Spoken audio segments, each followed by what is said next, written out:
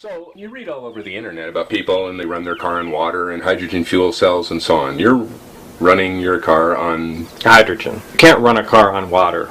But you're using water. Right. You use water as the source material. You run electricity through it, and it breaks it down into hydrogen and oxygen, and then you can burn the hydrogen. All right, so you found a way to store a lot more hydrogen in hydride. The equivalent of a full tank of gas. You want to fill up your car. How much hydride do you need? Well, I'll show you.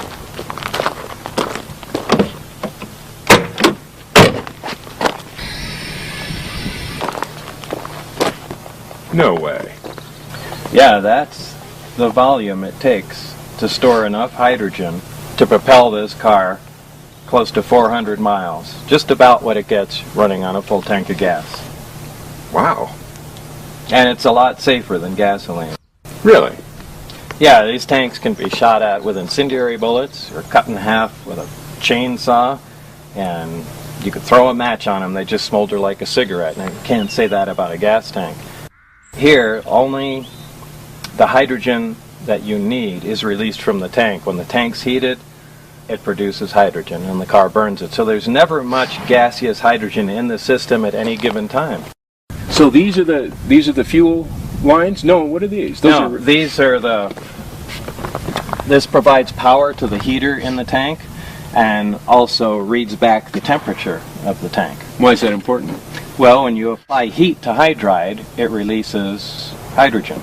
So as power is applied to here, it heats the hydride, right, and then the gas comes out the big hoses on the end. Yeah, you have 4 hoses. Do they all mix into one big hose or something?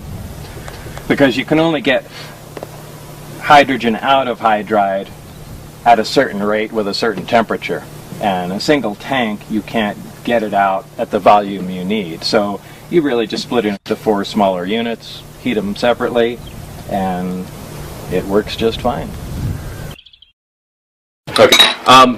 This is what? This is a Hoffman apparatus. And it's used to produce hydrogen and oxygen from water.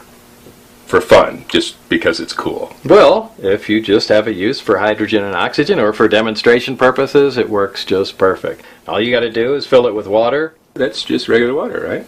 Well, actually, water with a little citric acid, potassium hydroxide, anything like that. The more conductive you make the water, the faster hydrogen will come out. And each one of these sides is supposed to be hydrogen and oxygen? Right. One will be hydrogen will bubble up out of one, and oxygen will bubble up out of the other. Remember, water is H2O. Right. So when we break the bond of water apart, we'll get twice as much hydrogen gas as we do oxygen. So we've just connected it there. Right. And just by turning it on, you can see bubbles start pouring up out of there. It's 7-Up. Kinda. So those bubbles are, well, they're not the same. So these are hydrogen bubbles and those are oxygen bubbles. Right. And this is whiter. There's more of them. Right. You can see it's really... Why is there more? Oh, H2. Right. Yeah. There's twice as much. Hey, that actually makes sense.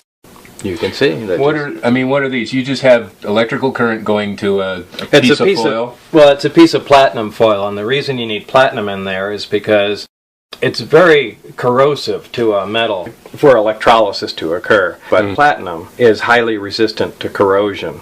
Now, this is a slow method. Right. And, you know, it consumes a fair amount of electricity. Now, if the electricity is being produced from solar panels or a wind generator, it doesn't cost you anything, so who cares? But still, you don't want to wait, hours and hours and hours and hours to refill a vehicle. You want something that can produce hydrogen at a fairly quick rate. So let's go ahead and extract some of this. Okay.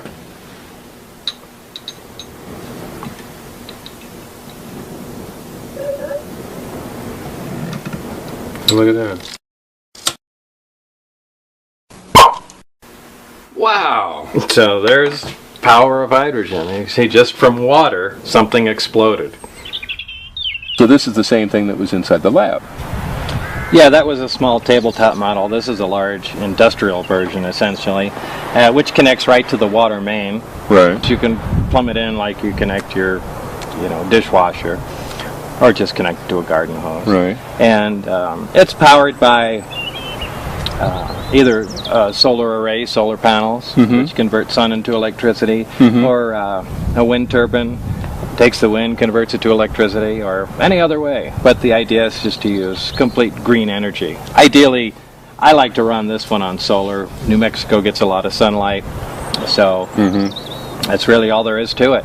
You connect it to a water line, plug it into your solar panel, and open the water line. Unit starts producing hydrogen, and when it has a sufficient quantity in there, you let the hydrogen out, and you just leave it plugged into your car overnight.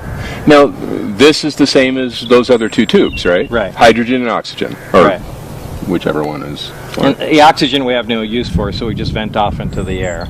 And the hydrogen... It's very nice of you. I'm sure the Earth would be proud. Well, it could use all the oxygen it can get. So the hydrogen, using the water pressure, is compressed into the hydride tanks. The water pressure, like a syringe, it pushes it right into the tank. Exactly. Well, there's the standard gasoline fill, but also there's a hydrogen in it, which you just click on, leave it on overnight, and as the generator makes hydrogen, it compresses it in there at a nice slow rate, and the tanks become full over a period of about 8 hours or so.